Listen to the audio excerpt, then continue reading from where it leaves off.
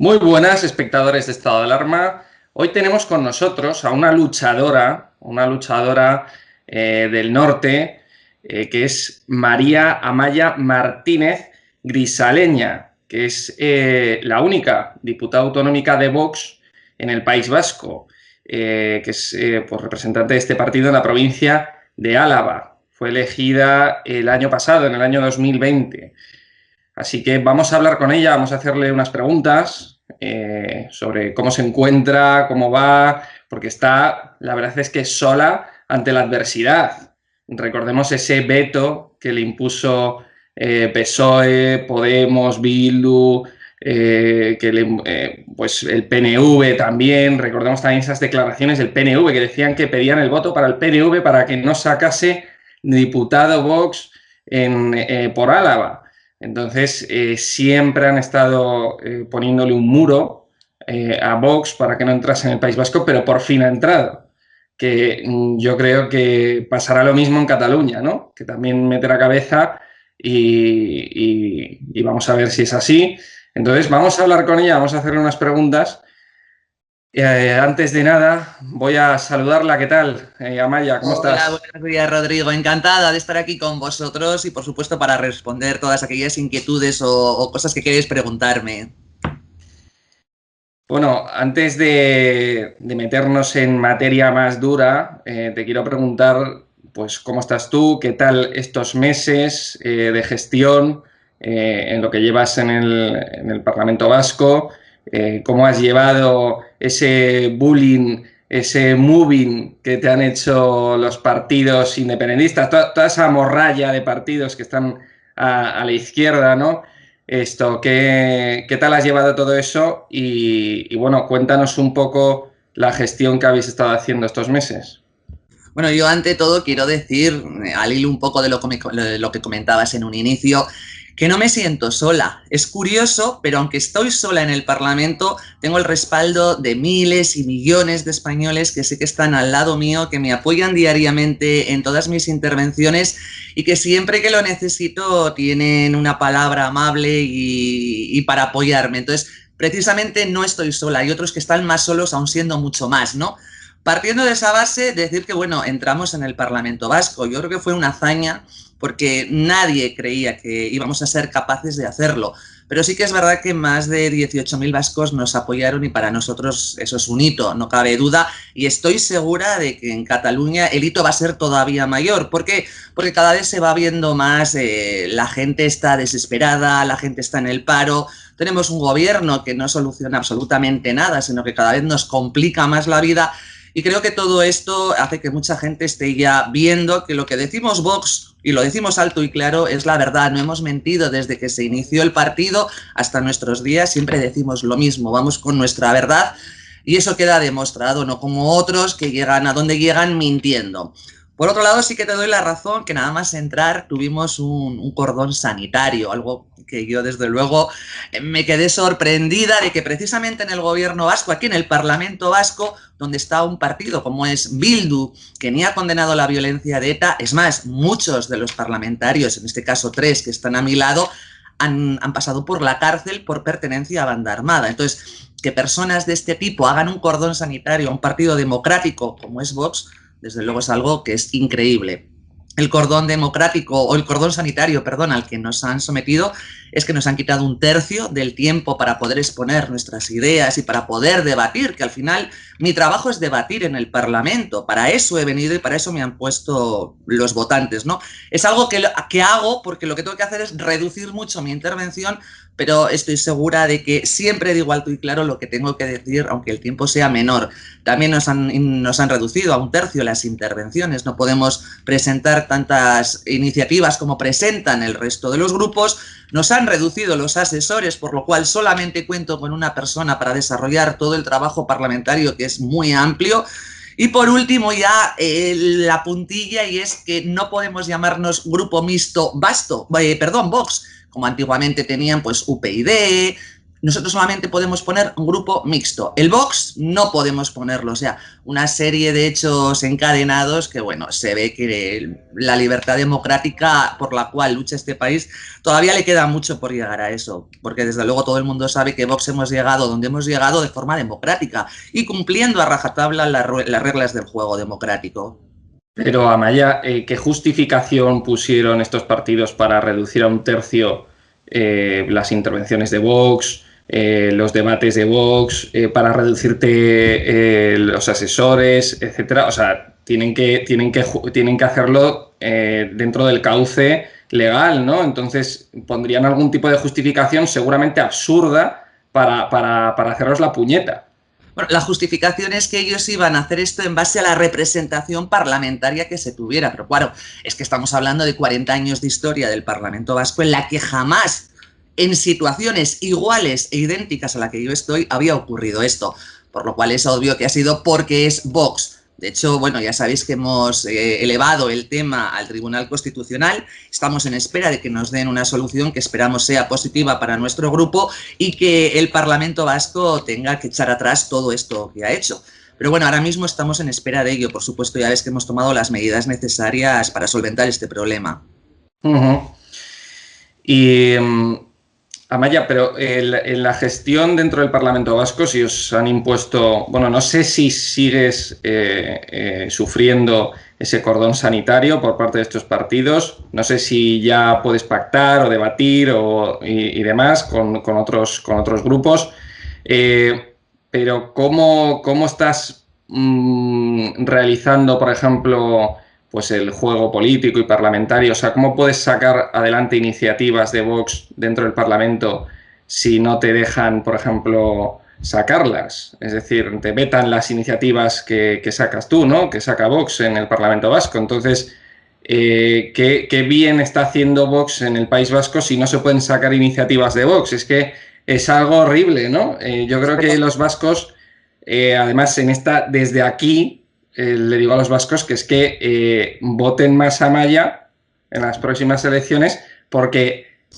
así puede tener más fuerza y puede sacar adelante iniciativas de Vox que puedan repercutir en la calle, ¿no? Porque es que ahora mismo todos estos partidos te están vetando todo, ¿no? La verdad que sí, pero además es curioso porque, bueno, lo importante es que tenemos voz. En menor grado, pero la voz tenemos. Es decir, yo no me callo, estoy llevando iniciativas que levantan ampollas además a estos partidos porque nunca antes se habían oído en el Parlamento Vasco. Nosotros hemos llevado proposición para la defensa de la Constitución, algo que a ellos, bueno, les supera. Hemos llevado también una iniciativa que además fue muy curiosa porque creo que era fundamental en esta época, que era el condenar los ongi etorris y el dar herramientas a la Ertzaintza para poder evitar este tipo de actos tan deleznables. Es curioso que no solamente no entran a debatir estas PNLs, que creo que es algo que para todo el mundo es importante en la época en que vivimos, ¿no?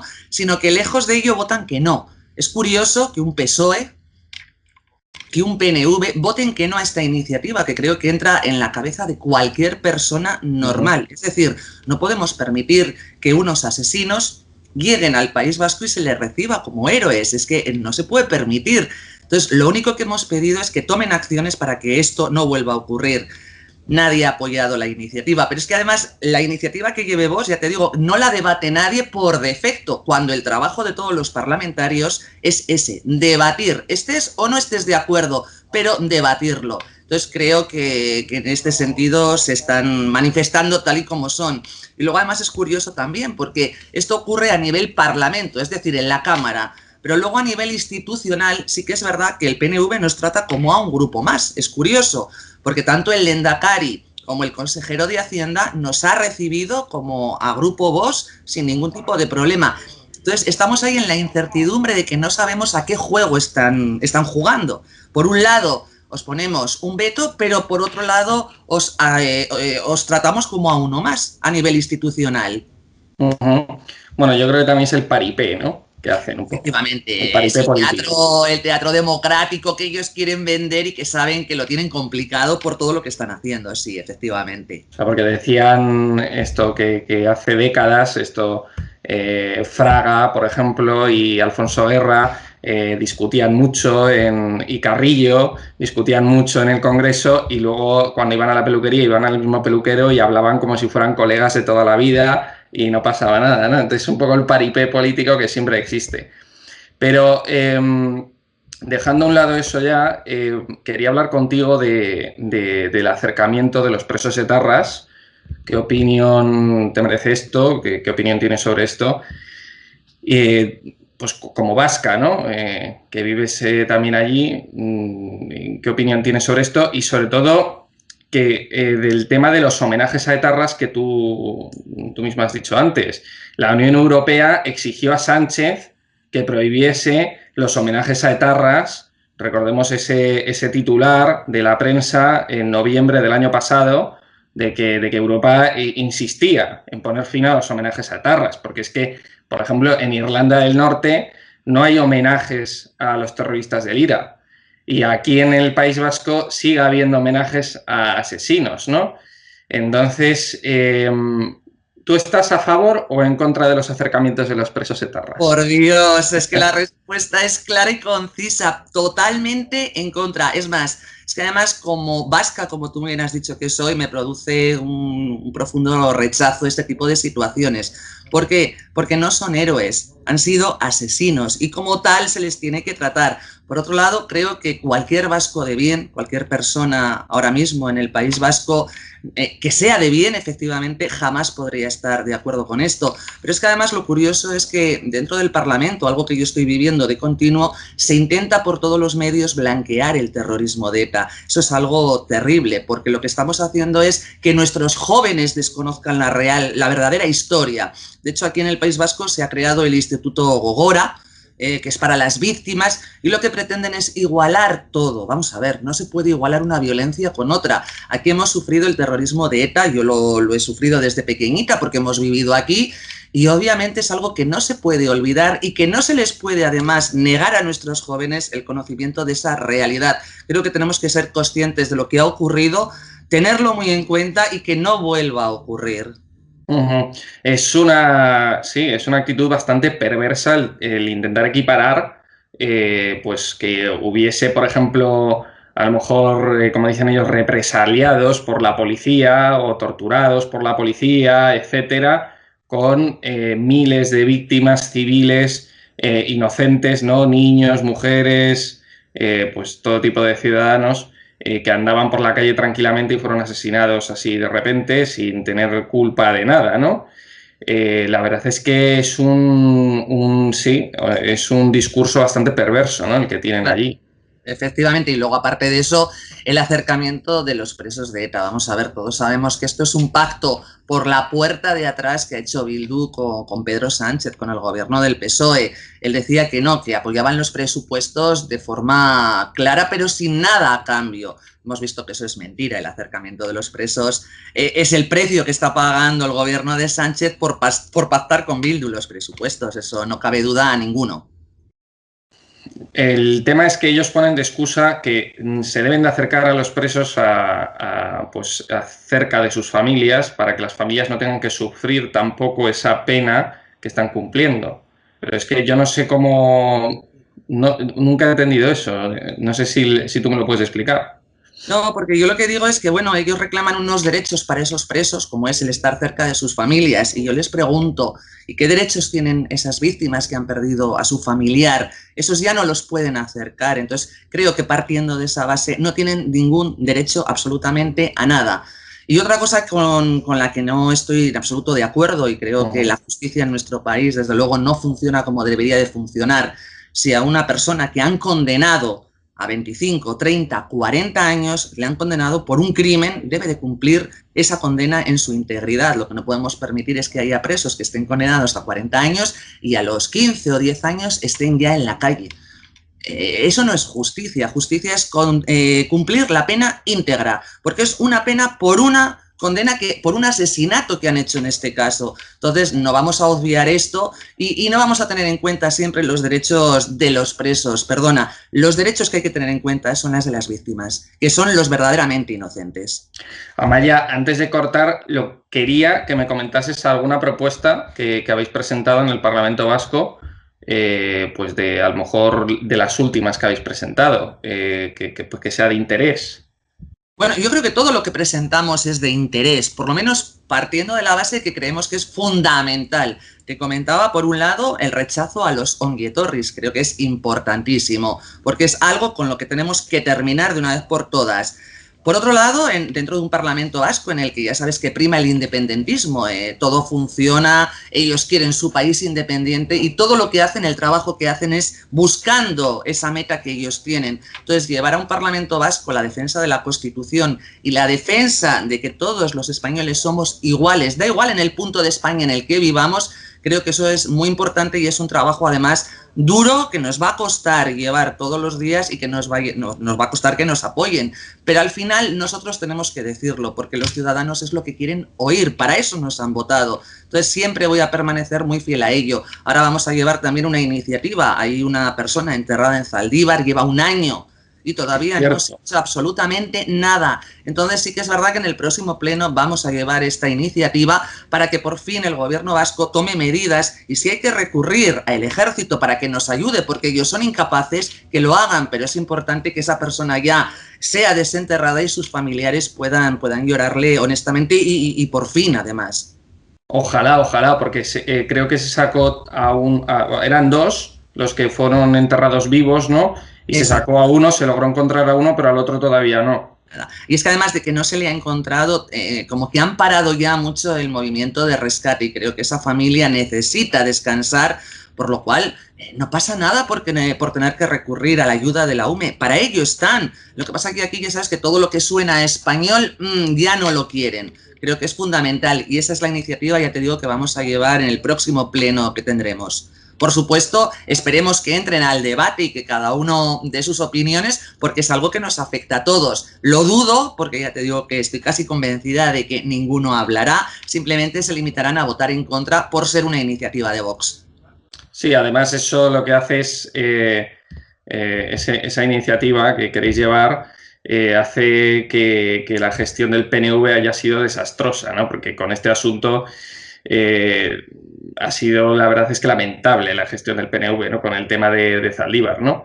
Pero con todos, o sea, el PNV siempre vende y siempre ha vendido el oasis vasco, algo que no tiene nada que ver con lo que realmente está ocurriendo. De hecho, la gestión de Zaldívar, como hemos dicho, nefasta. Pero tenemos también la gestión del COVID, que es una mimetización con la gestión del COVID que ha hecho el gobierno de Sánchez. Es decir, se ha vacunado gente que no debía vacunarse, nadie entona el mea culpa. De hecho, ayer en la Comisión de Salud pedimos la dimisión de la consejera de Sanidad porque es la máxima responsable, por lo cual, si ha habido un error en la cadena de vacunaciones, la primera responsable y que tiene que dimitir es ella. Claro. Pues nada, Amaya, muchísimas gracias. Amaya Martínez, gracias por atendernos, que sé que estás muy ocupada. Gracias a vosotros por estar siempre ahí y gracias a todos esos españoles que apoyan y siguen defendiendo a Vox. Pues muchas gracias, Amaya. Y muchísimas gracias a todos los espectadores de Estado de Alarma. Esta ha sido una entrevista a Amaya Martínez Grisaleña, que es la diputada de Vox en el Parlamento Vasco. Así que muchísimas gracias a todos por habernos visto. Un saludo y viva España. Muy buenas a todos, esto es Estado de Alarma. Hoy estrenamos este programa por YouTube de media hora de duración. Estaremos de lunes a jueves a partir de las 8:30 de la tarde.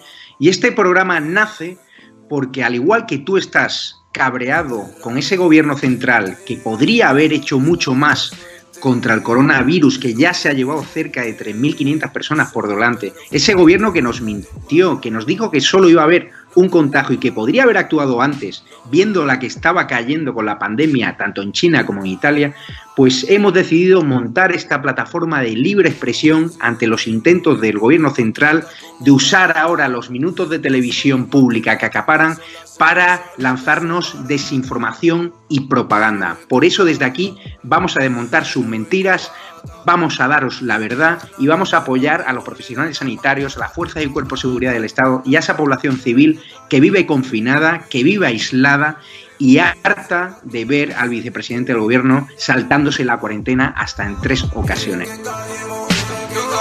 Quieren que olvidemos los secretos que irán a las tumbas en el Palacio de Hielo. Muchas almas vuelan a diario, millones de velas en los santuarios, demasiadas cruces en el calendario, un país entero contra un adversario, hospitales con mares de voluntarios, todos los balcones llenos en mi barrio, aplausos que se escuchan hasta el planetario, para ángeles vestidos de sanitarios. Nos está costando respirar. Nuestro mundo paró de girar. Ellos